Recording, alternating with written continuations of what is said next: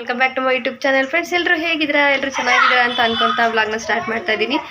ಸ್ವಲ್ಪ ಹುಷಾರಿರಲಿಲ್ಲ, ಸೊ ಹಂಗಾಗಿ ಇಷ್ಟೊತ್ತವರೆಗೂ ರೆಸ್ಟ್ ಮಾಡಿ ಈಗ ವ್ಲಾಗ್ನ ಸ್ಟಾರ್ಟ್ ಮಾಡ್ತಾ ಇದ್ದೀನಿ. ಪುನರ್ಗೂ ಕೂಡ ಸ್ನಾನ ಮಾಡಿ ಮಲ್ಕೊಂಡು ಎದ್ದ. ಸೊ ಇವಾಗ ಅವನಿಗೆ ಊಟ ಮಾಡಿಸ್ಬೇಕು. ಊಟ ಮಾಡಿಸ್ತೀನಿ ಅಂತ ಅಂದಿದ್ದಕ್ಕೆ ಬೇಡ ಅಂತ ಆಟ ಮಾಡ್ತಿದ್ದಾನೆ. ಸ್ವಲ್ಪ ಹೊತ್ತು ಅವ್ನ ಮೈಂಡ್ ಫ್ರೆಶ್ ಆಗಲಿ. ಹ್ಯಾಪಿ ಬರ್ತ್ಡೇ ಟು ಯು ಬಂಗಾರ. ಸೊ ಹಾಗಾಗಿ ಓಕೆ.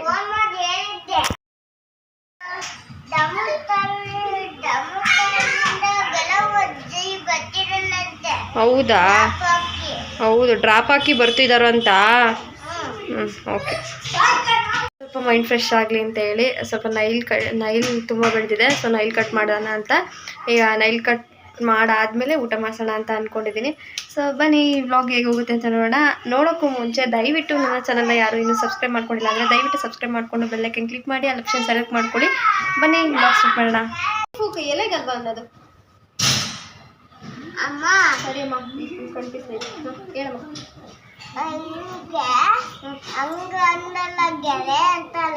ಇದಕ್ಕೆ ನೈಲ್ಗೆ ಸಾರಿ ಉಗ್ರಿಗೆ ಏನಂತಾರೆ? ನೈಲ್. ನೀಲಲ್ಲ, ನೈಲ್. ಉಲ್ಟಾ ಹೇಳ್ತಾರ ಯಾರಾದ್ರೂ?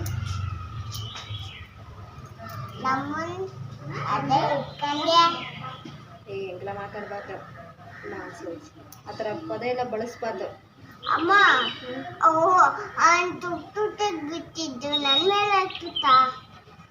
ಹಂಗೆಲ್ಲ ಬೈಬಾರ್ದು. ಬ್ಯಾಡ್ ವರ್ಡ್ಸ್, ಬ್ಯಾಡ್ ಮ್ಯಾನರ್ಸ್ ಎಲ್ಲ ಕಲಿಬಾರ್ದು. ಒಳ್ಳೆ ಬುದ್ಧಿ ಕಲಿಬೇಕು, ಗೊತ್ತಾಯ್ತಾ? ಅವ ರಾತ್ರಿ ಕತೆ ಹೇಳ್ತಿದ್ದಲ್ಲ, ಕತೆ ಹೇಳು ಬಂಗಾರು. ಯಾವ್ದಾದ್ರು ಹೇಳು, ನಿಂಗೆ ಇಷ್ಟ ಬಂದಿದ್ದೇಳು. ಹೇಳಮ್ಮ. ಹೇಳಮ್ಮ ಹೇಳಮ್ಮ.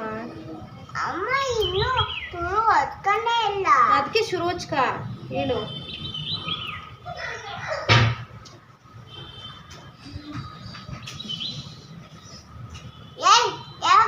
ಹೋಗಿದ್ದೆ ಸುಮ್ಮನೆ ಬರೋ. ನಿಂಗೆ ಯಾಕೆ? ನಿನಗೆ ಯಾಕಮ್ಮ ಅನ್ನೋದು ಹೇಳು. ಅವ್ರಿಗೆ ಬ್ಯಾಡ್ ಮ್ಯಾನರ್ಸ್ ಅವರು. ಬೈಯೋ ಎತ್ತದು ಬೈಯಮ್ಮ, ಬೈಯಮ್ಮ. ಇನ್ನು ಬೈಬೇಕಷ್ಟೇ ನಾನೀಗ. ಅಮ್ಮ ಅವಳನ್ನು ಬೈದ್ಲೆ, ಬೇರೆ ಮಕ್ಳನ್ನ ಬೈದ್ರೆ ಅವ್ರ ಅಮ್ಮ ಸುಮ್ಮನಿರ್ತಾರೆ ನನಗೆ. ಅದೇ ನೋಡು, ಬಯ್ಯೋ ಬಯ್ಯೋ ಅಂತ ಹೇಳ್ತಾವ್ರೆ. ಅದಕ್ಕೆ ಬೇರೆ ಮಕ್ಳನ್ನ ಬೈದ್ರೆ ನನ್ನ ಬಿಡ್ತಾರೆ ಅಂತ ಹೇಳ್ತಾ ಇದ್ದೀನಿ. ಏನ್ ಮಾಡ್ತಾ ಇದ್ದೀರಾ? ಉಗ್ರು ಕಟ್ ಮಾಡ್ತಿದ್ದೀನಿ ಅಕ್ಕ. ಉಗ್ರು ತುಂಬಾ ಬೆಳೆದ್ಬಿಟ್ಟಿತ್ತು.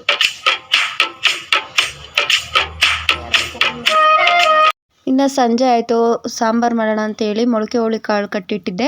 ಸೊ ಮೊಳಕೆ ಹುಳಿಕಾಳು ಚೆನ್ನಾಗಿ ಬಂದಿತ್ತು. ಮೊಳಕೆ ಹುಳಿಕಾಳು ಸಾಂಬಾರು ಮಾಡೋಣ ಅಂತೇಳಿ ರೆಡಿ ಮಾಡ್ಕೊಂಡಿದ್ದೀನಿ. ಸೊ ತರಕಾರಿನೆಲ್ಲ ಹೆಚ್ಕೊಂಡಿದ್ದೀನಿ. ಈರುಳ್ಳಿ, ಬೆಳ್ಳುಳ್ಳಿ, ಕರಿಬೇವೆಲ್ಲ ತೊಗೊಂಡಿದ್ದೀನಿ. ಪುದೀನ ಎಲ್ಲ ತೊಗೊಂಡಿದ್ದೀನಿ. ಸೊ ಮಾಡೋದು ಹೇಗೆ ಅಂತ ನೋಡೋಣ. ಒಂದು ಬಾಣಲಿ ಇಟ್ಟು ಸ್ವಲ್ಪ ಎಣ್ಣೆ ಹಾಕಿ ಈ ಬೆಳ್ಳುಳ್ಳಿ ಮತ್ತು ಇದು ಒಂದು 2 ಗೆಡ್ಡೆ ಬೆಳ್ಳುಳ್ಳಿ ತೊಗೊಂಡಿದ್ದೀನಿ. ಒಂದು 2 ಗೆಡ್ಡೆ ಈರುಳ್ಳಿ ತೊಗೊಂಡಿದ್ದೀನಿ. ಎರಡನ್ನೂ ಚೆನ್ನಾಗಿ ಫ್ರೈ ಮಾಡ್ಕೋಬೇಕು.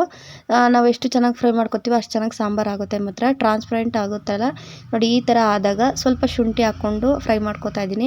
ಅದು ಫ್ರೈ ಆದಮೇಲೆ ಸ್ವಲ್ಪ ಅರಿಶಿನ ಹಾಕ್ಕೊಂಡು ಫ್ರೈ ಮಾಡ್ಕೊತಾ ಇದ್ದೀನಿ. ಎಲ್ಲ ಚೆನ್ನಾಗಿ ಒಂದಕ್ಕೊಂದು ಫ್ರೈ ಆಗಬೇಕು. ಮತ್ತು ಈಗ ಒಂದು ಟೊಮೊಟೊನ ಸಣ್ಣಕ್ಕೆ ಹೆಚ್ಚಿದ್ದೀನಿ, ಬೇಗ ಫ್ರೈ ಆಗುತ್ತೆ ಹಂಗಾದ್ರೆ ಅಂತ ಹೇಳಿ ಅದನ್ನು ಕೂಡ ಫ್ರೈ ಮಾಡ್ಕೊತಾ ಇದ್ದೀನಿ. ಅದು ಫ್ರೈ ಆದಮೇಲೆ ಸ್ವಲ್ಪ ಚಕ್ಕೆ ಪುಡಿನ ಹಾಕ್ಕೊಂಡಿದ್ದೀನಿ, ಸ್ವಲ್ಪ ಲವಂಗದ ಪುಡಿನ ಹಾಕ್ಕೊಂಡಿದ್ದೀನಿ. ಸ್ವಲ್ಪ ಇದೆಲ್ಲ ಫ್ರೈ ಆದಮೇಲೆ ಕಾಳು ಮೆಣಸು ಕೂಡ ಹಾಕ್ಕೊಂಡಿದ್ದೀನಿ. ಒಂದು 7ರಿಂದ 8 ಕಾಳು ಮೆಣಸುಗಳನ್ನ ಹಾಕ್ಕೊಂಡಿದ್ದೀನಿ. ಚೆನ್ನಾಗಿ ಟೇಸ್ಟ್ ಕೊಡುತ್ತೆ ಅಂತ ಹೇಳಿ. ಈಗ ಪುದೀನ ಹಾಕ್ಕೊತಾ ಇದ್ದೀನಿ. ನಾನು ಕೊತ್ತಂಬರಿ ಇದ್ದರೆ ಕೊತ್ತಂಬರಿನೂ ಕೂಡ ಹಾಕ್ಕೋಬೋದು. ಕೊತ್ತಂಬರಿ ಇರಲಿಲ್ಲ, ಸೊ ಹಾಗಾಗಿ ಇಷ್ಟನ್ನೇ ಚೆನ್ನಾಗಿ ಫ್ರೈ ಮಾಡ್ಕೊಂಡಿದ್ದೀನಿ. ನೋಡ್ತಾ ಇರ್ಬೋದು. ಈಗ ಒಂದು ಮಿಕ್ಸಿ ಜಾರಿಗೆ ಹಾಕ್ಕೊಂಡು ಸ್ವಲ್ಪ ಸಾಂಬಾರು ಪುಡಿ ಮತ್ತು ಸ್ವಲ್ಪ ಖಾರಕ್ಕೆ ಎಷ್ಟು ಬೇಕೋ ಅಷ್ಟು ಖಾರದ ಪುಡಿನ ಹಾಕ್ಕೊಂಡು ಮತ್ತು ಬಾಣಲಿಲಿ ಹುರಿದಿದ್ನಲ್ಲ ಅದೇ ನೀರನ್ನು ಹಾಕ್ಕೊತಾ ಇದ್ದೀನಿ ನಾನು. ಆ ನೀರನ್ನು ಹಾಕ್ಕೊಂಡು ಈಗ ಮಿಕ್ಸಿ ಮಾಡ್ಕೊಳ್ಳೋದಷ್ಟೇ, ಮಸಾಲೆನ ರುಬ್ಕೊಳ್ಳೋದು ಸಣ್ಣಕ್ಕೆ. ಈಗ ಸಾಂಬಾರು ಮಾಡೋದು ಹೇಗೆ ಅಂದರೆ, ಒಂದು ಕುಕ್ಕರ್ ಇಟ್ಟು ಸ್ವಲ್ಪ ಆಯಿಲ್ ಹಾಕಿ ಸಾಸಿವೆ, ಕರಿಬೇವು, ಈರುಳ್ಳಿ ಎಲ್ಲ ಒಗ್ಗರಣೆಗೆ ಏನೇನು ಹಾಕ್ತೀವಿ ಅದನ್ನೆಲ್ಲ ಹಾಕಿ ಒಗ್ಗರಣೆ ಮಾಡ್ಕೊಳ್ಳೋದು. ಆ ಒಗ್ಗರಣೆ ಮಾಡ್ಕೊಂಡಾದ್ಮೇಲೆ ಕಾಳುಗಳಿರುತ್ತಲ್ಲ, ಮೊಳಕೆ ಕಟ್ಟಿದ ಕಾಳುಗಳು, ಅದನ್ನು ಹಾಕ್ಕೊಳ್ಳೋದು. ಎಷ್ಟು ಬೇಕಷ್ಟು. ನಾನು ಸ್ವಲ್ಪ ಜಾಸ್ತಿನೇ ಕಟ್ಟಿಟ್ಟಿದ್ದೀನಿ, ಅಂದರೆ ತರಕಾರಿ ಸಾಂಬಾರಿಗೂ ಕೂಡ ನಾನು ಮೊಳಕೆ ಹುಳಿಕಾಳು ಹಾಕ್ತೀನಿ. ಸೊ ಹಾಗಾಗಿ ಈಗ ಮೊಳಕೆ ಹುಳಿಕಾಳನ್ನು ಕೂಡ ಹಾಕ್ಕೊತಾ ಇದ್ದೀನಿ. ಫ್ರಿಜ್ಜಲ್ಲಿ ಇರುತ್ತಲ್ಲ, ಏನು ಹಾಳಾಗಲ್ಲ ಅಂತ ಹೇಳಿ ಸ್ವಲ್ಪ ಜಾಸ್ತಿನೇ ನಾನು ಹಾಕ್ಕೊಂಡಿದ್ದೆ, 2 ದಿನಕ್ಕಾಗೋವಷ್ಟು. ಸೊ ಈಗ ಮೊಳಕೆ ಹುಳಿಕಾಳನ್ನ ಹಾಕ್ಕೊಂಡು ಫ್ರೈ ಮಾಡ್ಕೊತಾ ಇದ್ದೀನಿ. ಸಾಂಬಾರು ಅಂತೂ ಸಖತ್ ಚೆನ್ನಾಗಿ ಬರುತ್ತೆ, ಒಳ್ಳೆ ಚಿಕನ್ ಸಾಂಬಾರು ಥರ ಫ್ಲೇವರ್ ಕೊಡುತ್ತೆ, ಅಷ್ಟು ಚೆನ್ನಾಗಿ ಬರುತ್ತೆ. ಒಂದ್ಸಲ ಮಾಡಿ ನೋಡಿ ಬೇಕಾದರೆ. ಈಗ ರುಬ್ಬಿಟ್ಕೊಂಡಿರೋಂಥ ಮಸಾಲೆನ ಆ್ಯಡ್ ಮಾಡ್ಕೊತಾ ಇದ್ದೀನಿ. ಕಾಳೆಲ್ಲ ಸ್ವಲ್ಪ ಒಂದು 2 ನಿಮಿಷ ಫ್ರೈ ಆಗಬೇಕು. ಆದಮೇಲೆ ಮಸಾಲೆನ ಹಾಕ್ಕೊತಾ ಇದ್ದೀನಿ. ಇದು ಸ್ವಲ್ಪ ಹಸಿ ವಾಸನೆ ಹೋಗೋವರೆಗೂ ಫ್ರೈ ಮಾಡ್ಕೋಬೇಕು. ರುಬ್ಕೊಂಡಿದ್ದೀವಿ ಅಂದರೆ ಹುರ್ಕೊಂಡು ನಾವು ರುಬ್ಕೊಂಡಿರೋದ್ರಿಂದ ಅಷ್ಟೊಂದೇ ನೀರಲ್ಲ, ಜಸ್ಟ್ ಒಂದು 2 ಸೆಕೆಂಡ್ 2 ನಿಮಿಷ ಆದರೆ ಸಾಕು. ಚೆನ್ನಾಗಿ ಫ್ರೈ ಮಾಡ್ಕೊಂಡಾದಮೇಲೆ ನಮಗೆ ಎಷ್ಟು ಬೇಕೋ ಅಷ್ಟನ್ನು ನೀರನ್ನು ಆ್ಯಡ್ ಮಾಡ್ಕೋಬೇಕು. ಇದೆಲ್ಲ ಚೆನ್ನಾಗಿ ಒಂದಕ್ಕೊಂದು ಹೊಂದ್ಕೊಂಡ ಮೇಲೆ ನೀರು ಹಾಕ್ಕೋಬೇಕು. ನಾನು ಜಾರನ್ನ ತೊಳ್ಕೊಂಡು ನೀರು ಹಾಕ್ಕೊತಾ ಇದ್ದೀನಿ. ಅದರಲ್ಲಿ ಜಾರಲ್ಲೂ ಸ್ವಲ್ಪ ಖಾರ ಇತ್ತಲ್ವ, ಸೊ ಹಾಗಾಗಿ ಅದನ್ನು ತೊಳ್ಕೊಂಡು ನೀರು ಹಾಕ್ಕೊತಾ ಇದ್ದೀನಿ. ಮುಚ್ಚಳದಲ್ಲೇ ಸ್ವಲ್ಪ ಖಾರ ಇತ್ತಲ್ಲ, ಅದನ್ನ ಈಗ ಎಷ್ಟು ಬೇಕಷ್ಟು ನೀರನ್ನು ಹಾಕ್ಕೊಂಡು ಉಪ್ಪು ಹಾಕ್ಕೊಂಡು ಲಿಡ್ಡನ್ನು ಕ್ಲೋಸ್ ಮಾಡಿ ಒಂದು 3ರಿಂದ 4 ವಿಷಲ್ ಹೊಡಿಸ್ಬೇಕು. ಹುಳ್ಳಿಕಾಳು ಬೇಗ ಬೇಯೋದಿಲ್ಲ, ಸ್ವಲ್ಪ ಅದು ಗಟ್ಟಿ. ಸೊ ಹಾಗಾಗಿ 3ರಿಂದ 4 ವಿಷಲ್ ಬೇಕಾಗುತ್ತೆ. 4 ವಿಷಲ್ ಹೊಡ್ಸಿದ್ಮೇಲೆ ಇನ್ನು ಕಾಯಿ ಕಡಲೆನ ರುಬ್ಕೋಬೇಕು. ಅಷ್ಟೊತ್ತಿಗೆ ಇದನ್ನು ಕೂಗಿಸ್ಕೊಳ್ಳೋಣ ಫಸ್ಟು. ನಾನು ಇವತ್ತು ಕಾಯಿ ಬೇರೆ ಸುಳಿಸ್ಕೊಳ್ಳೋದನ್ನು ಮರ್ತಿದ್ದೆ. ಸೊ ಹಂಗಾಗಿ ಕಾಯಿ ಬೇರೆ ಸುಳಿಸ್ಕೊಳ್ಳೋ ಅಂಥ ಕಾರ್ಯಕ್ರಮ ಬೇರೆ ಇದೆ, ಸುಳ್ಕೊಳ್ಳೋ ಕಾರ್ಯಕ್ರಮ. ಸೊ ಈಗ ಉಪ್ಪು ಹಾಕ್ಬಿಟ್ಟು ಲಿಡ್ಡನ್ನು ಕ್ಲೋಸ್ ಮಾಡಿದ್ದೀನಿ. ಈಗ ಕಾಯಿ ಬೇರೆ ಸುಳ್ಕೊಳಕ್ಕೆ ಬಂದೆ. ಈಗ ನಾನು ಯಾವಾಗಲೂ ನಮ್ಮ ಮನೆಯವ್ರು ಇದ್ದಾಗಲೇ ಸುಳಿಸ್ಕೊಬಿಡ್ತೀನಿ. 1-2 ಸುಳಿಸಿಟ್ಕೊಂಡು ಚೆನ್ನಾಗಿ ಅದನ್ನು ತುರಿದಿಟ್ಕೊಂಡು ಒಂದು ಬಾಕ್ಸಿಗೆ ಹಾಕ್ಕೊಂಡು ಫ್ರೀಝರಿಗೆ ಇಟ್ಕೋತೀನಿ. ಒಂದು ವಾರ ಬರುತ್ತೆ. ಒಂದು ವಾರಕ್ಕೊಂದ್ಸಲ ಸುಳಿಸ್ಕೊತೀನಿ, ಶನಿವಾರ ಭಾನುವಾರ. ಬಟ್ ಈ ವಾರ ಇತ್ತು, ಹಂಗಾಗಿ ನಾನು ಸುಳಿಸ್ಕೊಂಡಿರಲಿಲ್ಲ. ಈಗ ಕಾಯಿ ಸುಳಿಯೋ ಪ್ರೋಗ್ರಾಮ್ ನನ್ನದೇ ಬಂದಿದೆ. ಸೊ ನನಗೇನು ಕಾಯಿ ಸುಳಿಯೋದೇನು ಕಷ್ಟ ಅನಿಸಲ್ಲ, ಸುಳ್ಕೋತೀನಿ. ಬಟ್ ಗಂಡಸರಿದ್ರೂ ನಾವ್ಯಾಕೆ ಸುಳ್ಕೋಬೇಕು ಅನ್ನೋದೊಂದು ಇದೆಯಲ್ಲ, ಹಂಗಾಗಿ ಅವ್ರ ಹತ್ರ ಸುಳಿಸ್ಕೋತೀನಿ, ಫ್ರೀಯಾಗಿ ಕೂತಿರ್ತಾರಲ್ಲ ಅಂತ ಹೇಳಿ ಅಷ್ಟೇ ಸುಳ್ಕೋತೀನಿ. ನಾನೊಂದು 2 ನಿಮಿಷಕ್ಕೆಲ್ಲ ಒಂದು ಕಾಯಿ ಸುಳಿತೀನಿ. ಸೊ ಹಂಗಾಗಿ ನನಗೂ ಸುಳಿಯೋಕ್ಕೆ ಬರುತ್ತೆ. ಕಾಯಿ ನೀರಂತೂ ತುಂಬ ಟೇಸ್ಟಾಗಿತ್ತು. ನಾನು ಚೆನ್ನಾಗಿಲ್ಲ ಅಂತ ಹೇಳ್ಬಿಟ್ಟು ಗಿಡಕ್ಕೆ ಹಾಕೋಣ ಅಂತ ಹೋದೆ, ಬಟ್ ಆಮೇಲೆ ಸ್ವಲ್ಪ ಟೇಸ್ಟ್ ನೋಡೋಣ ಅಂತ ಹೋದರೆ ತುಂಬಾ ಚೆನ್ನಾಗಿತ್ತು. ಸೊ ಈಗ ಕಾಯಿನ ತುರ್ಕೊತಾ ಇದ್ದೀನಿ. ನಾನು ಒಂದು 2 ನಿಮಿಷಕ್ಕೆಲ್ಲ ಕಾಯಿ ತುರಿದ್ಬಿಡ್ತೀನಿ. 2 ಹೋಳು ಅಷ್ಟೇ, ತುಂಬ ಫಾಸ್ಟಾಗಿ ಆಗುತ್ತೆ. ಈ ತುರೆಮಣಿಲಿ ಸಖತ್ ಶಾರ್ಪ್ ಇದೆ ತುರಿಯೋದು, ಬಟ್ ಹೆಚ್ಚೋದಂತೂ ಫುಲ್ ಮಂಡ. ಅದು ಏನೂ ಹೆಚ್ಚೋಕ್ಕಾಗೋದಿಲ್ಲ, ಬರೀ ಕಾಯಿ ಮಾತ್ರ ತುರ್ಕೋಬೋದು ಅಷ್ಟೇ. ಇದು ನಾವು ಫಸ್ಟ್ ಬೆಂಗಳೂರಿಗೆ ಬಂದಾಗ ತುರೆಮಣಿ ತೊಗೊಂಡಿದ್ದು, ಅಂದರೆ ನಮ್ಮ ಮದುವೆ ಆದಷ್ಟರಲ್ಲಿ ಬಂದಿದ್ವಲ್ಲ, ಆವಾಗ ತೊಗೊಂಡಿದ್ದು ತುರೆಮಣಿ. ಇದು ನಮ್ಮ ಮಾವ ಕೊಡಿಸಿದ್ದು ಸಂತೆಯಲ್ಲಿ. ಸೊ ಇವಾಗ ಹಳೆ ಕಾಯಿ ತುರಿಯುತ್ತಲ್ಲ, ಅದನ್ನು ಜಾರಿಗೆ ಹಾಕ್ಕೊಂಡು ಈಗ ತುರ್ಕೊಂಡಿರೋ ಅಂಥದ್ದನ್ನ ಬಾಕ್ಸಿಗೆ ಹಾಕ್ಕೊಂಡು ಎತ್ತಿಡ್ಕೊತಾ ಇದ್ದೀನಿ. ನಾನು ಯಾವಾಗಲೂ ಅಷ್ಟೇ ಒಂದು ವಾರಕ್ಕೊಂದ್ಸಲಿನೇ ಕಾಯಿ ಸುಳಿಸೋದು. ಏಕೆಂದರೆ ನಾನು ಎದ್ದೇಳೋದು 5 ಗಂಟೆಗೆ ಎದ್ದೇಳ್ತೀನಿ. ಆ ಗ್ಯಾಪಲ್ಲಿ ಕಾಯಿ ಸುಳಿಸ್ಕೊಂಡು ತುರ್ಕೊಂಡು ಕುತ್ಕೊಳ್ಳೋಕ್ಕಾಗಲ್ಲ. ಸೊ ಹಾಗಾಗಿ ನಾನು ಏನು ಮಾಡ್ತೀನಿ, ಒಂದು ವಾರಕ್ಕಾಗೋಷ್ಟು ಒಂದು ಕಾಯೋಳಾದರೆ ಒಂದು ವಾರ ಆಗುತ್ತೆ. ಇಲ್ಲ ಅಂತಂದರೆ ಒಂದು ಸ್ವಲ್ಪ ಜಾಸ್ತಿ ಆಗುತ್ತೆ ಅಷ್ಟೇ. ನಾನು ಜಾಸ್ತಿ ಕಾಯಿ ಯೂಸ್ ಮಾಡ್ತಾಯಿಲ್ಲ. ಅದು ಬೆಂಗಳೂರಿಗೆ ಬಂದಮೇಲೆ ಸ್ಪೂನ್ ಲೆಕ್ಕದಲ್ಲಿ ಕಾಯನ್ನು ಯೂಸ್ ಮಾಡ್ತಾಯಿದ್ದೀನಿ. ಏಕೆಂದರೆ ಯಾವಾಗ ಖಾಲಿ ಆಗ್ತಾವೋ ಕಾಯಿಗಳು ಗೊತ್ತಿರಲ್ಲ. ನಾವು ಒಂದು 20 ತಂದಿರ್ತೀವಿ ಅಂದರೆ ನಾವು ಯಾವಾಗ ಹೋಗ್ತೀವೋ ಊರಿಗೆ ಗೊತ್ತಿರಲ್ಲ. ಹಂಗಾಗಿ ಹಿತಮಿತವಾಗಿ ಬಳಸ್ತೀನಿ. ಅಂದರೆ ಕಾಯು ಅಷ್ಟೊಂದೇನು ತಗೊಳ್ಳಲ್ಲ, ಯಾಕೆಂದರೆ ಸಾಂಬಾರು ಜಾಸ್ತಿ ಮಾಡಲ್ವಲ್ಲ ನಾನು. ಸೊ ಹಾಗಾಗಿ ಸ್ಪೂನ್ ಒಂದು ಹಾಕ್ಕೊಂಡದ್ರ ಮೇಲೆ ಸ್ಪೂನಲ್ಲಿ ತೆಕ್ಕೋತೀನಿ ಫ್ರೀಝರಿಗೆ ಇಟ್ಕೊಂಡು. ಸೊ ಈಗ ಕಾಯಿ ಎಲ್ಲ ಸುಳಿದಾಯ್ತು. ಅನ್ನ ಮಾಡಿಟ್ಟಿದ್ದೆ, ಸಾಂಬಾರು ಆಗಿದೆ, ವಿಷಲ್ ಬಿಟ್ಟಿದೆ. ಮುದ್ದೆನೂ ಮಾಡಬೇಕು. ಸಾಂಬಾರು ಕುದ್ದಿದ್ದಾದಮೇಲೆ ಈಗ ಕಾಯಿ ಕಡಲೆನ ನಾನು ಜಾರಿಗೆ ಹಾಕ್ಕೊಂಡನಲ್ಲ, ಅದನ್ನು ರುಬ್ಕೊಂಡಿದ್ದೀನಿ. ಸಣ್ಣದಾಗಿ ರುಬ್ಬಬೇಕು. ಬರೀ ಮಸಾಲೆ ಮಾತ್ರ ಹಾಕಿ ಕೂಗಿಸ್ಕೊಂಡಿದ್ದೀವಿ ನಾವು ಹುಳ್ಳಿಕಾಳನ್ನ, ಅಂದರೆ ಮೊಳಕೆ ಹುಳ್ಳಿಕಾಳನ್ನ. ಇವಾಗ ವಿಷಲ್ ಬಿಟ್ಟಿದೆಯಲ್ಲ, ಈಗ ಬಿಟ್ಟಿರೋ ವಿಷಲ್ಲಿಗೆ ಮತ್ತೆ ಸ್ಟವ್ ಹಚ್ಚಿ ನುಣ್ಣಗೆ ಕಾಯಿ ಮತ್ತು ಕಡಲೆನ ರುಬ್ಬಿಟ್ಕೊಂಡಿದ್ದೆ, ಅದನ್ನು ಇವಾಗ ಹಾಕ್ಕೋಬೇಕು. ನಮ್ಮ ಕಡೆ ಇದನ್ನು ಒಂದು ಹಾಕೋದು ಅಂತ ಹೇಳ್ತಾರೆ, ಅದೇನೋ ಗೊತ್ತಿಲ್ಲ. ಹಿರಿಯರು ಹೇಳಿದ್ದಾರೆ, ನನಗೂ ಗೊತ್ತಿಲ್ಲ ಅದೇನು ಹಂಗಂದ್ರೆ ಅಂತ.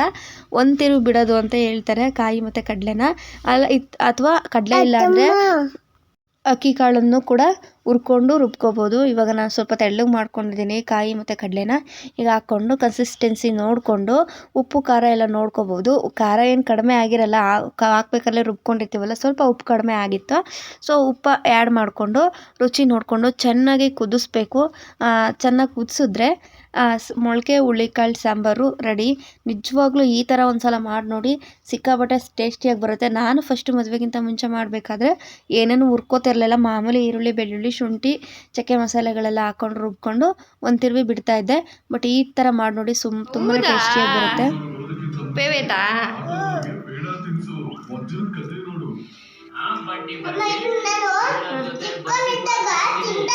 ಹೌದಾ?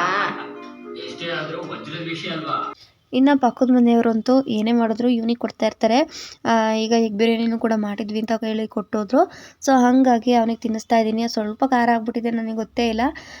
ಮೊಸರು ಬಜ್ಜಿಲಿ ತಿನ್ನಿಸ್ದೆ, ಆದರೂ ಅವ್ನಿಗೆ ಇಷ್ಟಪಟ್ಟು ತಿಂದ. ಖಾರ ಅಂತ ಏನು ಅನ್ನಲಿಲ್ಲ. ಲಾಸ್ಟಲ್ಲಿ ಕೊನೆಯಲ್ಲಿ ಸ್ವಲ್ಪ ಖಾರ ಅಂತ ಅಂದ. ಮೊಸರು ಬಜ್ಜಿಲ್ ಜೊತೆಲಿ ತಿನ್ನಿಸಿದೆ. ಇವಾಗ ಅಡುಗೆಗೆ ಬರಬೇಕು. ಫ್ರೆಂಡ್ಸ್, ಎದುರುಗಡೆ ಮನೆಯವರು ಎಗ್ ಬಿರಿಯಾನಿ ಮಾಡಿದ್ರಂತೆ. ಸೊ ಎಗ್ ಬಿರಿಯಾನಿ ಕೊಟ್ಟೋಗಿದ್ರು ಪುನರ್ವಗೆ ಅಂತ ಹೇಳಿ ಅವನಿಗೆ ತಿನ್ನಿಸಿದೆ. ಮೊಳಕೆ ಹುಳಿಕಾಳು ಸಾಂಬಾರು ಕೂಡ ಆಯಿತು, ಅನ್ನನೂ ಕೂಡ ಆಗಿದೆ. ಈಗ ಮುದ್ದೆ ಮಾಡೋಣ ಅಂತ ಹೇಳಿ. ಈಗ 10 ಗಂಟೆ ಆಗಿದೆ ಟೈಮ್, ರಾತ್ರಿ 10 ಗಂಟೆ. ರಾತ್ರಿ 10 ಗಂಟೆಲಿ ರೇರು ಎಲ್ಲ ಅಡುಗೆ ಮಾಡೋದು. ನಾನು ಮಾತ್ರ 10 ಗಂಟೆ ಮೇಲೇ ಶುರು ಮಾಡೋದು. ಸೊ ಹಾಗಾಗಿ ಇವಾಗ ಮಾಡಬೇಕು, ಮುದ್ದೆ ಮಾಡ್ತೀನಿ ಈಗ. ಮೊಸರು ಬಜ್ಜಿ ಇಷ್ಟೊಂದು ಕೊಟ್ಬಿಟ್ಟಿದ್ದಾರೆ, ಮಿಕ್ಬಿಟ್ಟಿದೆ, ಹಂಗೆ ಫ್ರಿಜ್ಜಿಗೆ ಎತ್ತಿಟ್ಟು ಇವಾಗ ಶುರು ಮಾಡ್ತೀನಿ. ಮುದ್ದೆ ಮಾಡೋದು. ಬನ್ನಿ ಮುದ್ದೆ ಮಾಡೋಣ. ಅದೇನು ಹೇಳು, ಏನಮ್ಮ ಮನ್ಸಿಗೆ ಯಾಕೆ ಬೇಜಾರಾಗ್ತೈತಮ್ಮ? ಹೇಳು, ಏನು ಬೇಕು? ಯಾಕೆ ಮನ್ಸಿಗೆ ಬೇಜಾರಾಗ್ತಿದೆ?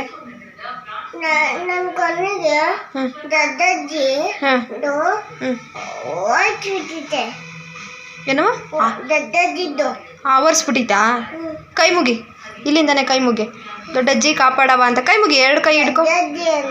ಅಲ್ಲೇ ದೊಡ್ಡಜ್ಜಿ ಇದೆಲ್ಲ ತೊಗೊಂಬಂದಿದ್ದೀವಲ್ಲ ಪ್ರಸಾದ.